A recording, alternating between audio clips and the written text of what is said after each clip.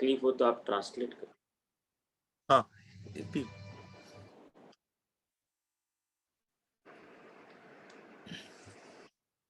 मेरी जर्नी 97 में शुरू हुई थी।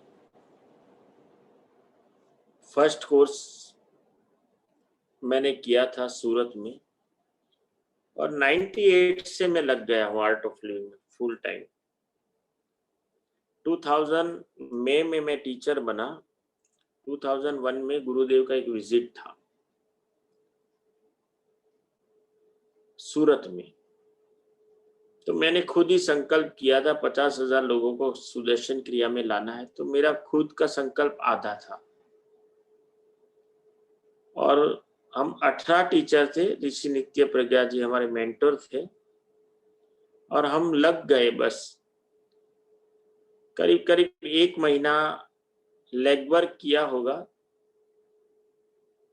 टॉक दे रहा था मैं डायमंड फैक्ट्री में और लगातार वेन्यू भी नहीं मिल रहा था और वेन्यू एक टेरेस नक्की किया था जहां मास लेवल पे लोग पब्लिक आ सके, क्योंकि उतना हॉल नहीं था।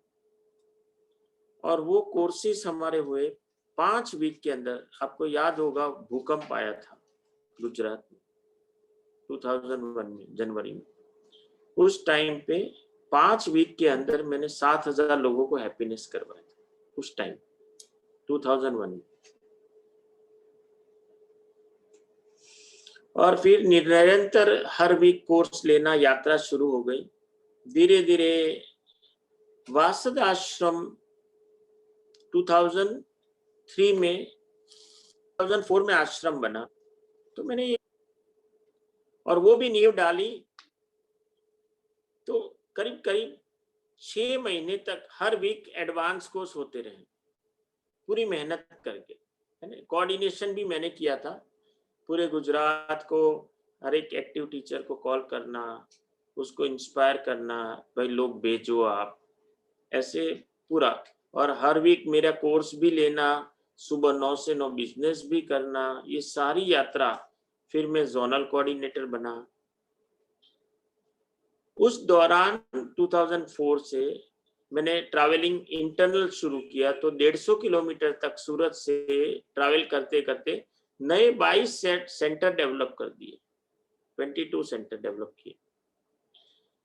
और करीब करीब 2007 में गुरुदेव ने ब्लेस किया एसटीसी। मैंने यही नक्की किया था कि जितना आगे वाला एसटीसी छोड़ के गया उसका डबल टारगेट हम पूरा करेंगे।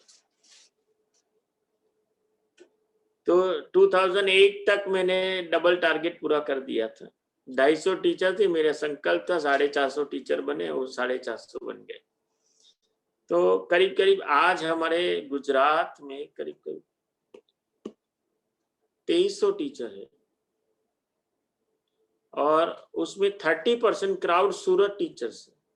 30%, 600 से 700 से ऊपर सूरत में टीचर। और जिस एरिया को मैंने डेवलप किया था वहां पे सत्संग शुरू करवाया था 5 कोर्स के बाद। तो सूरत का बिग सत्संग होता था सैटरडे को रात को 9 से 11 और मोर देन 500 पीपल आते थे। आज वो बट गया और करीब करीब सूरत में 40 जगह पे सेंटर हो गए। बहुत सारे टीचर बन गए मेरे अंडर में, काफी 200-250 टीचर बने होंगे और लगातार यात्रा चलती रही। 2006 से आउट ऑफ स्टेट ट्रैवलिंग शुरू किया, तो हमने श्री श्री योगा लेवल 1 शुरू कर दिया था ग्राउंड में। मैं अकेला एक टीचर था, मेरे पास कोई टैग नहीं था डीएसएन टीचर का, एडवांस कोर्स टीचर का और ऋषि जी का, स्वामी जी का, और मैं पूरे इंडिया में ट्रैवल कर रहा था और ग्राउंड में कोर्स ले रहा था। तो मैंने कभी कोर्स पार्टिसिपेंट के लिए कोर्स नहीं लिया है। मैं जिस सिटी में जाता था उस टीचर को एम्पावर हो, मैक्सिमम वॉलंटियर्स बने, वॉलंटियर्स एम्पावर हो, बस उनकी केयर के लिए मैं कोर्स लेता था और साथ में उन लोगों का 2 साल तक हैप्पीनेस चलता रहे, ये मैं केयर करता था उन टीचरों का। सीनियर टीचर से और टीचर्स बस वही में चलता रहा और पता नहीं गुरुजी ने इतना सारा खजाना दे दिया है और अभी चल ही रहा है। आज भी मैं अभी वासद आश्रम में हूँ, 40 लोग श्री श्री योगा लेवल 2 कर रहे हैं। आपको भी मौका है कभी मेरे साथ लेवल 2 करने का, आने वाले ऑनलाइन में तो आप कर सकते हो। 1, 2, 3 अक्टूबर आप बैठ जाना मेरे साथ, बहुत आनंद आएगा। भास्कर जी है, स्वामी निर्मलानंद जी, वो मेरे फैन है, हम दोनों बैचमेट थे। तो वो जब सीसी योगा लेवल 2 के टीचर बने तो मेरे को असिस्ट करने आए थे कोसी आश्रम। फिर तब से मैंने आंध्र में लेना शुरू किया, तो वही ऑर्गेनाइज करते थे। मैं हिंदी बोलता था, वो तेलुगु बोलते थे।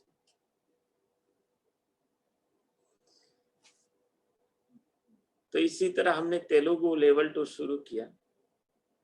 अभी हर 2 महीने एक आध बार लेंगे, उन्होंने कमिटमेंट किया है। अभी वो पूजा सब में बिजी है। आप कोई प्रश्न पूछो तो फिर मैं आंसर दूं, ये बेस्ट रहेगा आंसर। So few ये guru मेरा Elish bhai, हाँ, few guru stories you please tell, no, your हाँ, personal stories. हाँ, पर्सनल में 2003 में गुरुदेव आहवा डांग आ रहे थे, गुजरात आ रहे थे। तो हम सारे टीचर्स गुजरात आहवा के आसपास के एरिया में कोर्स ले रहे थे। नवरात्रि पहले का टाइम था, करीब हाँ 9 अक्टूबर को यहाँ पे 11 अक्टूबर 2003 में यहाँ पे अपना पूजा स्टार्ट हो रहा था, गणेश होमा और वगैरह नवरात्रि में। और हम दोनों भाई 5 अक्टूबर को घर पे आए। ये ऐसी गुरु स्टोरी है, इसको चमत्कार ही कह सकते हैं। मेरे ब्रदर की वाइफ को डिलीवरी का टाइम था 14 अक्टूबर, तो वो तो निकल नहीं सकता था, लेकिन 2 महीने पहले हम दोनों ने साथ में टिकट निकलवाई। और मैंने बोला यार तेरी वाइफ के पास तू रहे, तो उन्होंने साफ मना कर दिया, बोले मैं तो नवरात्रि में जाऊंगा, अगर तुझे बहुत तकलीफ हो रही है तो तू रहे। उनकी वाइफ के पास में, मेरा तो टिकट निकला हुआ था, उनका टिकट निकला हुआ था। तो हम दोनों भाई कोर्स लेके रात को इकट्ठे हुए, डाइनिंग टेबल पे रात को 1:30 बजे तक वातावरण चला। जैसे कोर्स में जाते हैं तो एक दूसरे से बात चलती है, और फिर हम लेट गए। 6 तारीख को पूरा दिन खुशनुमा वातावरण हुआ, और 7 तारीख अर्ली मॉर्निंग उनकी वाइफ को पेन शुरू हुआ, डिलीवरी पेन। 7 तारीख इवनिंग को बेटे का जन्म हुआ। 8 तारीख को उन्होंने ऑपरेशन करवाया। 9 तारीख को हम ट्रेन में चल पड़े। जो चीज 14 अक्टूबर के बाद होने वाली थी वो कृपा से 8 तारीख को, यानी हमने कभी इस बात पे देखा नहीं है, आपका काम हो जाता है, ये हमने महसूस किया। बिजनेस में भी ऐसा ही है, गुरु का काम 100% लगा के करते हैं तो बिजनेस में ध्यान 75% दे नहीं पाते हैं, लेकिन अर्निंग 100% रह जाती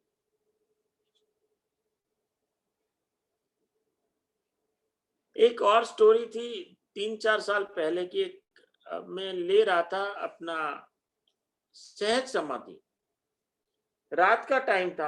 हमारे शो रात को 9 से 12 का होते हैं,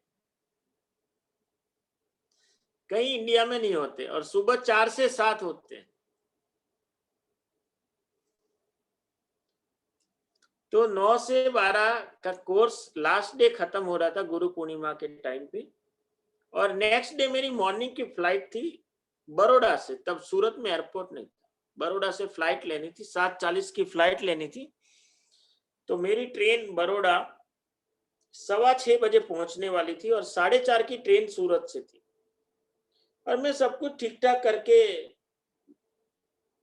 सोने की तैयारी कर रहा था, उसके पहले जब सहज समाधि कोर्स करने गया तब मुझे थोड़ा सा एक हल्का डाउट आया। मैंने बोला वो ट्रेन में देख लेता हूँ लॉन्ग रूट की है या शॉर्ट रूट की है। तो देखी तो मेरी लॉन्ग रूट की ट्रेन थी और फिर चेक किया तो वो टाइम पे चल रही थी। तो मैंने सोचा ठीक है अब सब टाइम पे चल रहा है। तो अभी मैंने फिर देखा फ्लाइट की टाइम और ट्रेन का उतरने का टाइम बीच में कितना गैप है। तो सिर्फ ट्रैवलिंग टाइम आधा घंटे का ही गैप था। अगर ट्रेन बाय चांस 1 घंटा लेट होता है मेरी फ्लाइट छूट जाती।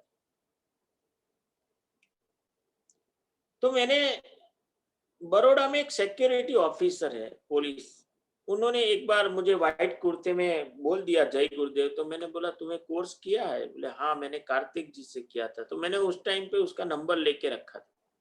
तो मैंने उसको कॉल किया कि भाई मेरी फ्लाइट ऐसी है और मेरी ट्रेन ये टाइम पे पहुंचाती है, अगर ट्रेन आधा पौना घंटा लेट हो गई तो मैं पहुंच नहीं पाऊंगा। तो बोले एक काम करो आप है ने सुबह मुझे अगर प्रॉब्लम आए तो कॉल करना, मैं हूं नहीं, मैं ट्रैवलिंग में रहूंगा, लेकिन आपका मैं जो भी काम है कर दूंगा। मैंने बोला ठीक है। अब मैं सब सेट करके सो गया। 3:30 का अलार्म रखा था, अलार्म बजा ही नहीं। 4:30 की ट्रेन, मैं 4:30 बजे उठा। अब मैंने बोला गई ट्रेन। अब तो मेरा घर और एयरपोर्ट, अरे सॉरी, घर और रेलवे स्टेशन के बीच में 2 किलोमीटर का है, 2 मिनट का ही फासला है। तो मैंने जैसे तैसे ब्रदर को उठाया और ऐसे ही बैठ गया। मैं सीधा, सब तैयार था, सीधा बैठा, ना ब्रश ना कुछ नहीं। मैंने ब्रदर को बोला अगर जरूरत पड़े तो तू छोड़ने आएगा बड़ौदा? बोले नहीं, नहीं आ पाऊंगा, मैं भी अभी एडवांस कोर्स लेके आया हूँ। तो मैंने बोला चलो कोई बात नहीं, जो करेंगे वो गुरुजी करेंगे। अब मैं तो चला गया रेलवे स्टेशन, 4:30, 5, 4:35, 37 तक पहुंचा। रेलवे प्लेटफॉर्म खाली सुनसान। मैंने बोला ट्रेन गई। तो मैंने स्टेशन मास्टर के पास गया, उन्होंने बोला अभी ये ट्रेन आनी बाकी है। बोले 5:20 को आएगी। अब 5:20 को आएगी, वो मुझे 7:20 को 7:15 बजे बड़ौदा पहुंचाए। बड़ौदा रेलवे स्टेशन से एयरपोर्ट 20 मिनट, तो मेरी 7:40 की ट्रेन फ्लाइट छूट गई, ऐसा समझो। अब मैंने फोन किया उनको, वो पुलिस वाले को, कि भाई ऐसा ऐसा है। तो उन्होंने एक लिमिट दे दी, बोले आप 7:15 तक, 7:15 तक अगर एयरपोर्ट एंट्री कर गए तो आपको बोर्डिंग पास मिल जाएगा, उसके बाद नहीं मिलेगा। मैंने बोला ठीक है। ट्रेन आई, 5:22 को निकल पड़ी और मैं ट्रेन में एक प्रार्थना करके क्रिया करने बैठ गया। गुरुजी अब आप चमत्कार करना है, इंडिगो फ्लाइट कभी लेट नहीं होती है, इंडिगो टाइम से पहले चलती है और टाइम से पहले पहुंच जाती है। अब आपको देखना है क्या करना है बस। मैं तो चला और एक ऑटो वाले को भी फोन करके रखा था कि भाई आप ऑटो रेडी रखना, हम भागेंगे सीधा। और बस मैं क्रिया करने बैठ गया, क्रिया किया, सहज किया। मेरे ख्याल से मैंने 1 घंटा परफेक्टली सेवा की और ऐसा 1 घंटा बिताया कि जैसे कुछ हुआ ही नहीं है, कुछ हुआ ही नहीं है। और जैसे क्रिया करके उठा तो बहुत सारे मिस कॉल थे और देखा तो एग्जैक्ट 7 बजे 7:02 पे प्लेटफॉर्म आ चुका था। मैं थोड़ा सा 2 मिनट के लिए मैं थोड़ा सा चालू ट्रेन से उतरा हूं, यानी थोड़ी स्लो होने के बाद जैसे उतर सकते वैसे मैं चालू ट्रेन से थोड़ा मैंने रिस्क ले लिया। थोड़ा सा तो रिस्क लेना पड़ता है जीवन में, क्योंकि कोई भी सेवा के लिए या कहीं पे भी जीवन में दाव पे तो लगाना पड़ता है। और फिर मैं दौड़ते दौड़ते प्लेटफॉर्म चढ़ के वहां बैठा और वो ऑटो वाले के 2-3 मिस कॉल आ गए थे। जब मैंने फोन किया था तब उन्होंने नहीं उठाया था, तो वो ऑटो वाला वहीं था और वो पहचान गया और ऑटो में बैठ गया और सीधा मैं एयरपोर्ट पहुंचा। 7:18 मैं एंटर हो गया एयरपोर्ट पे। एयरपोर्ट पे पहुंच रहा हूँ 18 मिनट के अंदर, और मैं बोर्डिंग पास के लिए बोल रहा हूँ तो वो बोल रहा है इंडिको वाला, अब वो बोर्डिंग पास नहीं हो सकता, बंद हो गया, क्लोजिंग हो गया। तो वो सिक्योरिटी वाले ने एयरपोर्ट मैनेजर को बोला था, एयरपोर्ट मैनेजर का मैंने नाम दिया, बोले एयरपोर्ट मैनेजर ये रवि करके है, उन्होंने मुझे बोला है कि आपको लेना है। और अब संजोगोवशात वो बोर्डिंग पास जहां लेना था वहीं वो मैनेजर खड़ा था, और मैनेजर ने उसको सीधा बोल दिया उसको बोर्डिंग पास दे दो। बोर्डिंग पास मुझे जब तक नहीं मिला तब तक वो मैनेजर खड़ा रहा। फिर मैनेजर मुझे, जैसे कोई दोस्त नहीं होता है, ऐसे कंधे पे हाथ रख के मेरे को चल रहा है मेरे साथ साथ, बोले आराम से सिक्योरिटी करो, बहुत टेंशन लेने की बात नहीं है। मैंने बोला कुछ हुआ? बोले नहीं कुछ हुआ नहीं है, वो जो लैंड करने वाली फ्लाइट है वो 20 मिनट लेट हो गई।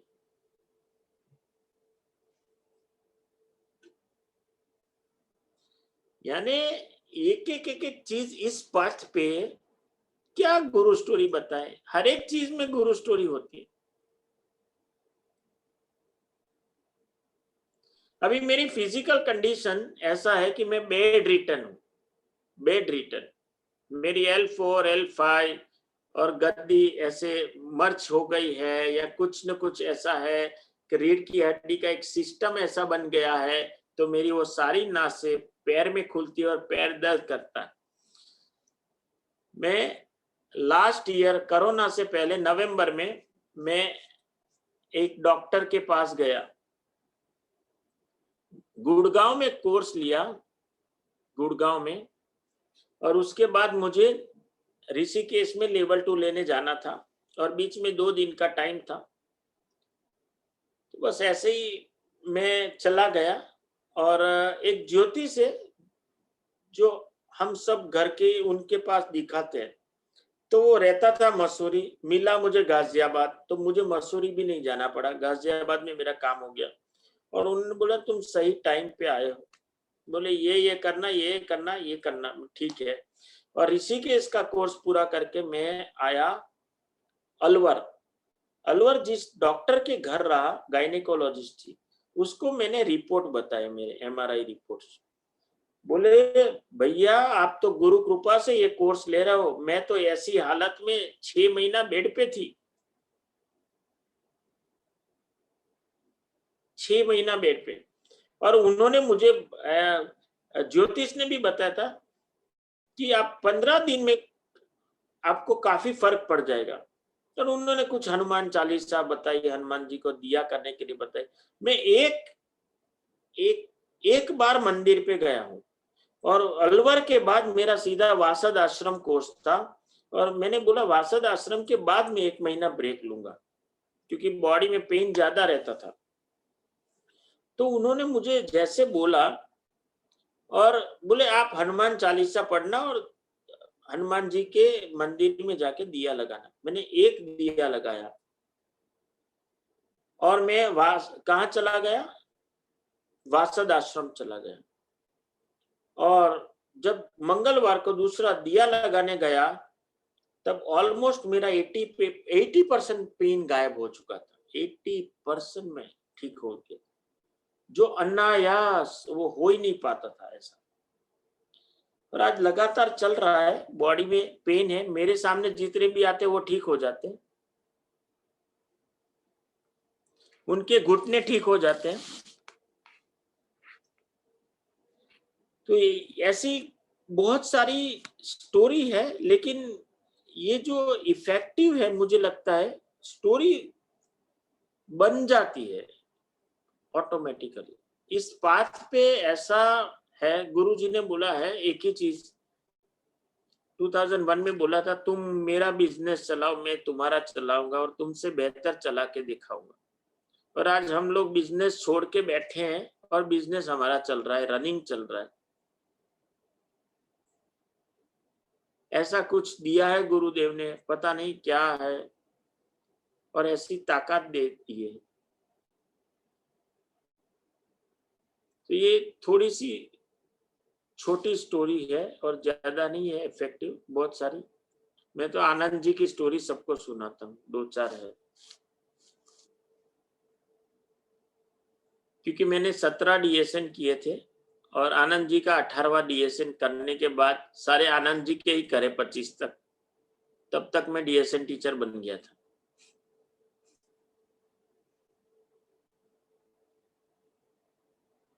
मैं अगर डीएसएन लेने बैठ जाता हूं तो लोगों को पता चलता है ये आनंद जी को असिस्ट किया हुआ है। तो ये है स्टोरी, बहुत कम है। Kailash आप ji, you told one हाँ baby falling from apartment. हाँ You ये please tell, no? 2001 में ऐसा हुआ कि गुरुदेव के विजिट के बाद हमारे घर में एक हादसा हुआ। मंडे का दिन था, तो मेरा ब्रदर का लड़का प्रियांश वो खेल रहा था, तो खेलते खेलते वो गिर गया 8वीं मंजिल से नीचे। मेरी बेटी आकर बोली है, पापा पापा भाई गिर गया। मैंने बोला गिरा होगा। नहीं नहीं, ऊपर से नीचे गिरा। मेरी वाइफ सुना, फर्श पे गिरी, मेरी माँ रोने लगी और मैं इतना स्थिर मन से, और सामने गुरुदेव का फोटो लास्ट निवाला खा रहा था, और बस गुरुजी को देखते ही इतना अंदर स्थिरता आ गया। अब मुझे पता है नेक्स्ट मोमेंट मुझे क्या करना है। मैं अच्छे से बेडरूम में गया, लॉकर खोला, पैसे कार्ड निकाले, 4 व्हील की चाबी निकाली, और मैं जैसे एक डॉक्टर नहीं जाता लिफ्ट में नीचे, उस तरह से मैं लिफ्ट को बुला रहा था। मेरा ब्रदर तो दौड़ के उतर गया, मुझे नहीं पता था वो उतर गया, लेकिन वो उतर गया सुन के। मैं लिफ्ट में गया, ऊपर से देखा था वो मकरासन में पड़ा था वो लड़का, और नीचे गया तो मैं नीचे गया तो दिखा नहीं, ब्रदर ने उठा लिया था, और मैं नीचे गया तो सामने मिला, तो उसको यहाँ पे खून था और राइट लेग टूटी हुई थी, राइट लेग, जंगा का भाग, थाइस वाला पार्ट। और हम लोग गाड़ी में बिठा के ले जा रहे थे, और गाड़ी में हमारे अपार्टमेंट के 2 लोग और भी बैठ गए। आप नहीं मानो, उसको कुछ नहीं हुआ है, नॉर्मल फ्रैक्चर गुरुजी ने। और जब गाड़ी में बैठ के हम जा रहे थे तो एक सज्जन बोल रहे थे, इतना बड़ा हादसा हुआ, आपके चेहरे पे क्यों नहीं दिख रहा है। तो उस सज्जन को मैंने बोला, तू मुझे जब भी मिलता था मैं तुझे कुछ कहता था। बोले हाँ, आप कोई योगा वगैरह कोई कोर्स की बात कर रहे थे।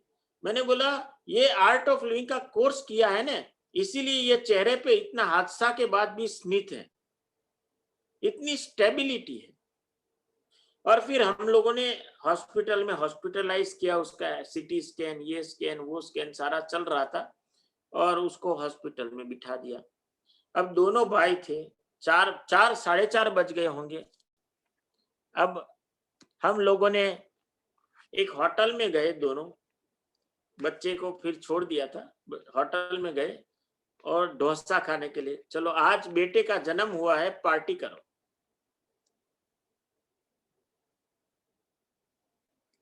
नेक्स्ट डे मेरे कोर्स थे, मंगलवार से 2 कोर्स, मॉर्निंग में था, इवनिंग था।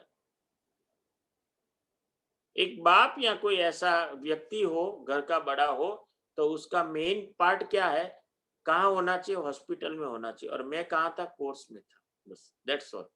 हमारी इतनी भक्ति है, जिसकी वजह से ये बेटा बच गया। वो काम मैं क्यों छोड़ू भाई, वाई, क्यों मैं सेवा छोड़ू। जिस कृपा से, क्यों मैं बचा नहीं पा रहा, बचाने वाला कोई और था, तो मैं उनका काम क्यों छोड़ू भाई।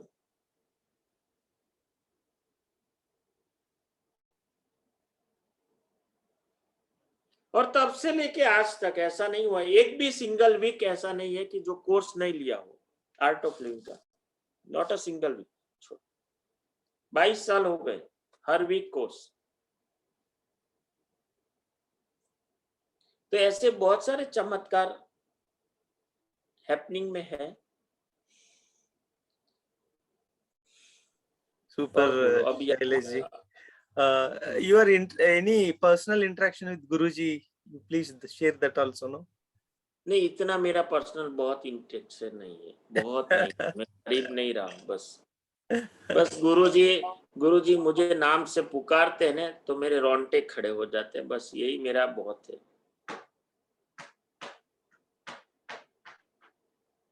So tell me मिलना, the secret, no? 5 weeks you reached 7,000 people. How is it possible?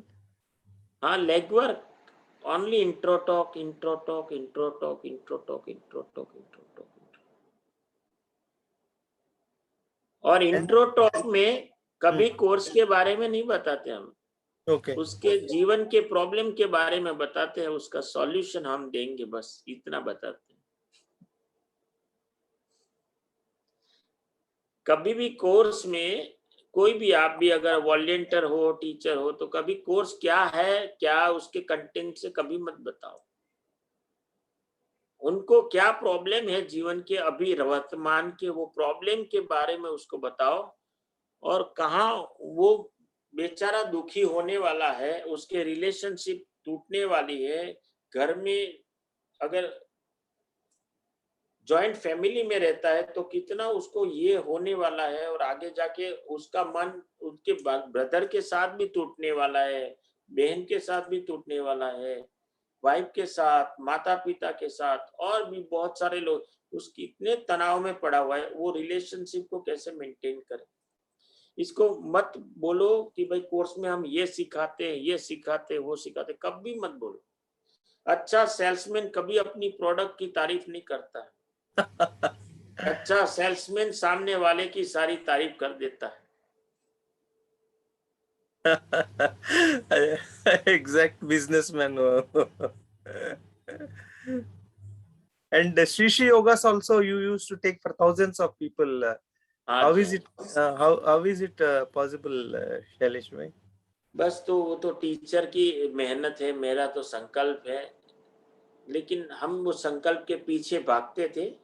तो हर एक, देखो किसी को अच्छा लगा तो वो तैयार हुआ करने के लिए, ऑर्गेनाइज करने के लिए, तो फिर ऑर्गेनाइजिंग मेथड देते थे कि भाई कैसे कैसे ऑर्गेनाइज करना है, हाउ टू ऑर्गेनाइज।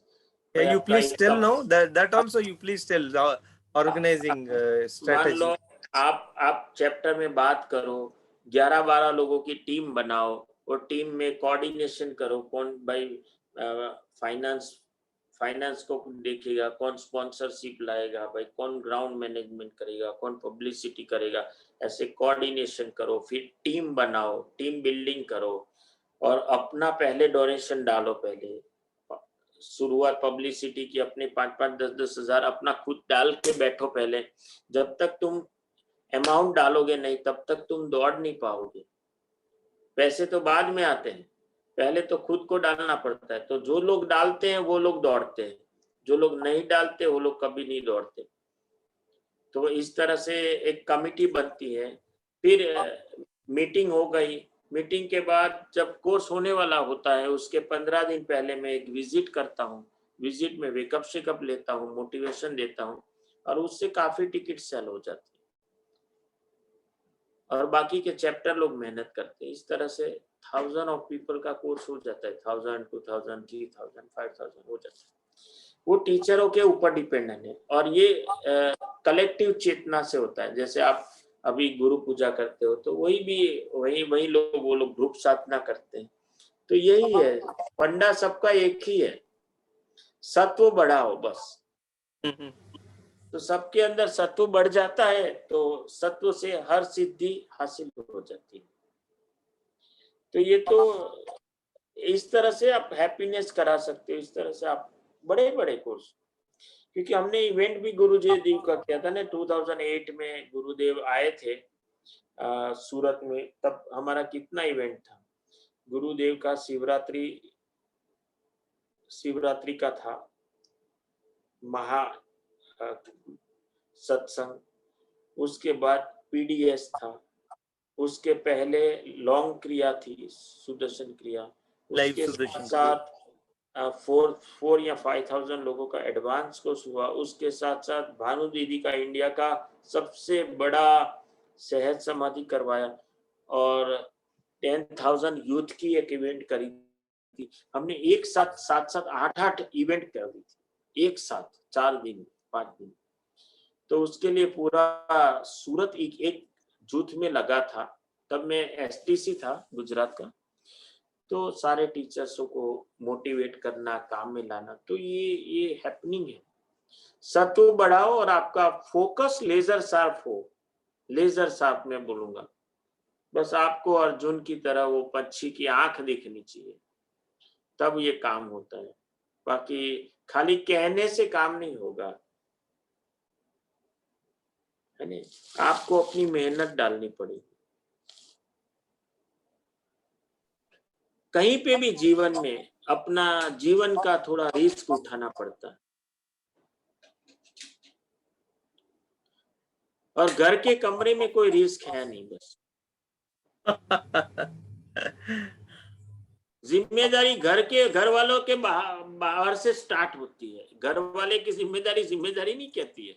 वो तो शादी किया, ब्याह किया है तो वाइफ को संभालना ही पड़ता है, बच्चे पैदा किए तो बच्चे को संभालना पड़ता है, माँ बाप ने हमें पैदा किया तो माँ बाप को, वो जिम्मेदारी नहीं है। वो तो एक तो बस ये तो वो तो आपका एक आपने कर्म किया है तो वो तो भुगतना पड़ेगा। जिम्मेदारी इनके बाद शुरू होती है। जिम्मेदारी ये एरिया के बाद शुरू होती है। ये एरिया को तो तुम्हें संभाल के ही चलना पड़ेगा। और वो एरिया को आप कितना भी टाइम दोगे ना, तो भी सबके मन में आपके प्रति कड़वाहट ही रहेगी। आप देखना, घर के लिए कितना भी करो, आपकी कोई इज्जत ही नहीं है जीवन में। सच में, आप वाइफ के लिए मर जाओ तो भी वाइफ को कोई पड़ी नहीं है। हस्बैंड के लिए मर जाओ कोई पड़ी नहीं, बच्चे के लिए मर जाओ कोई पड़ी, कितना टाइम दो कोई फर्क नहीं पड़ता। बस आप समाज को कितना टाइम देते हो ने, वहां पे शुरू होता है। ब्लड रिलेशन है, वो अलग पार्ट हो गया। वहां पे हमें एक्सपेक्टेशन नहीं रखना चाहिए, वहां हमें देकर आगे की एक यात्रा को सोचनी चाहिए। आज गुरु ने दृष्टि दी है तो हम गुरु बन के गुरु दृष्टि से देखे। आज गुरु जी को देखो ना, मुझे ये लगता है गुरु जी को देखो, कभी अपने परिवार के लिए जिए है क्या? पूरी दुनिया को परिवार बना के बैठ गए। देखो, कभी एक परिवार के लिए जिए क्या? नहीं, पूरी दुनिया को परिवार। और उनका सेंटेंस है, पूरी दुनिया मेरा परिवार है, मैं सबको जाके मिलूंगा।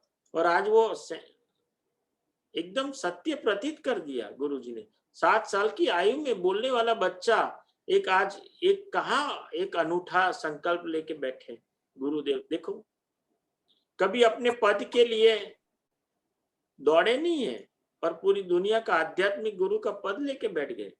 कभी प्रतिष्ठा के लिए आर्ट ऑफ लिविंग की स्थापना नहीं की है। आज पूरी दुनिया में आर्ट ऑफ लिविंग की प्रतिष्ठा हो गई।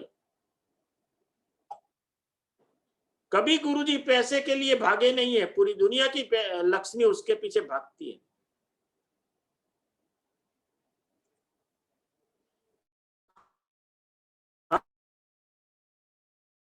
हमको नारायण बनाने की कला सिखाई है और हम साधना से पवित्र बनो, नारायण बनो, लक्ष्मी अपने आप आएगी, आपका काम सारे हो जाएंगे।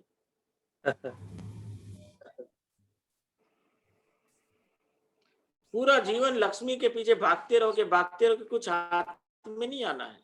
देखना, तनाव क्या लाओ, वो लक्ष्मी के पीछे भागोगे तो ऊपर से नारायण भी चिढ़ता है।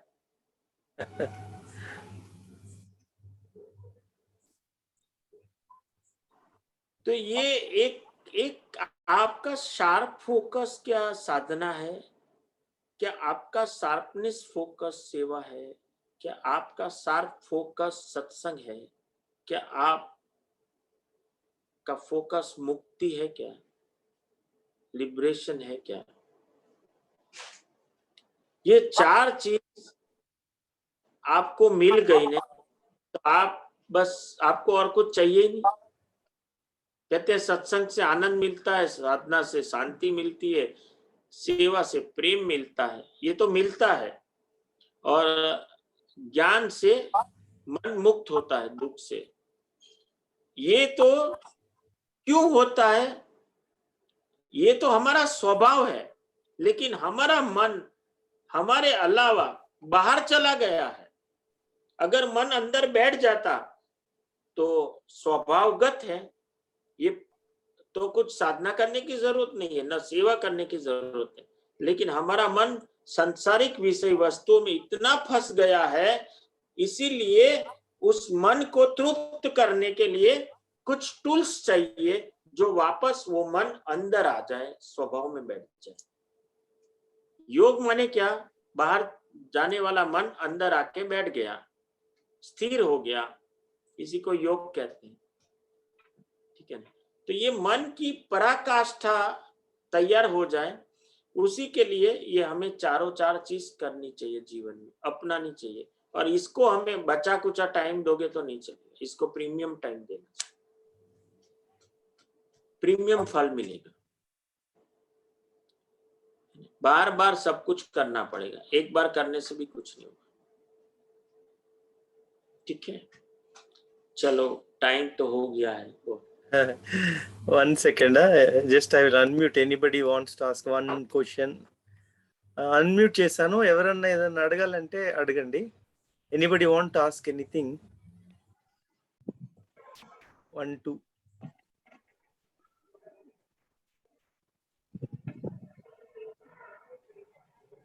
Sir, how do you manage your sciatica, your spine problem?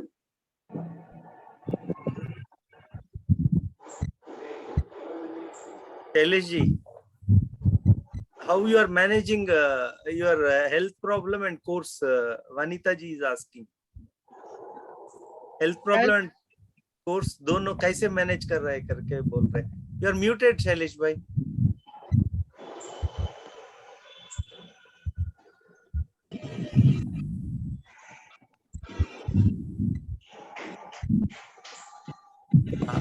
ये सब हम लेवल 2 करते हैं, योगा करते हैं, इसी से हमारा मैनेज हो जाता है। अभी तो बहुत रिकवरी है, बहुत रिकवरी एकदम।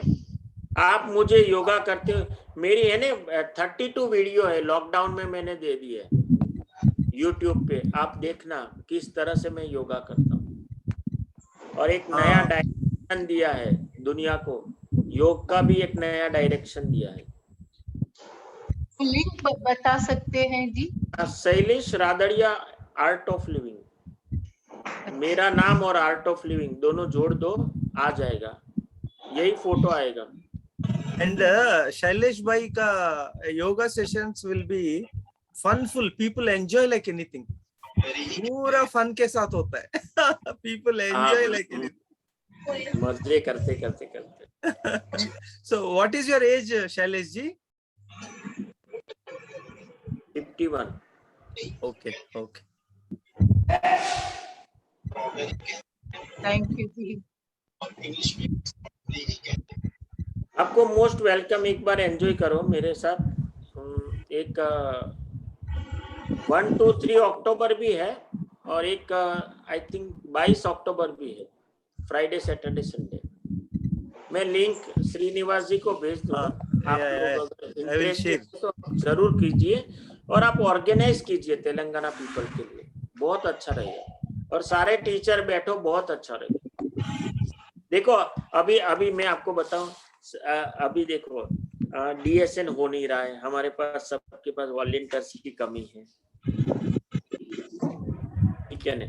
तो अभी ये एक कोर्स ऐसा है कि वो अंदर से आदमी को जगा देता है, योगी बना देता है, और जो योगी बनता है ना वो उपयोगी बन जाता है,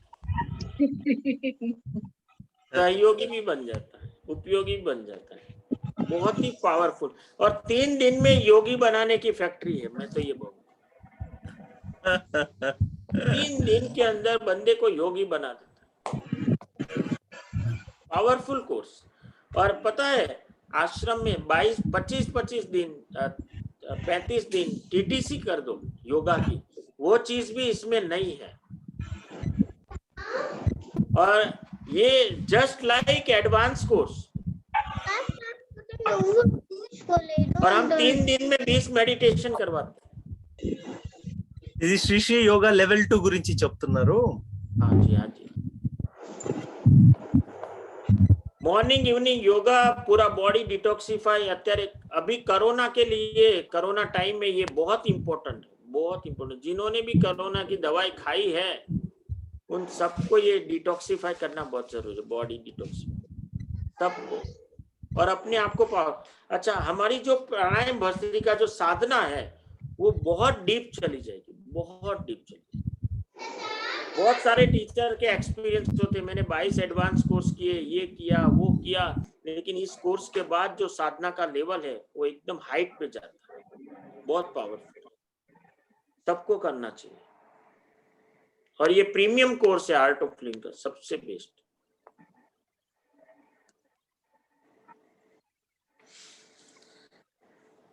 आपके लिए इंग्लिश या तेलुगु हो जाएगा, आप चिंता मत करना, हम ट्रांसलेटर दे देंगे आपको। आपका ग्रुप का ही हो जाए तो भी चलेगा।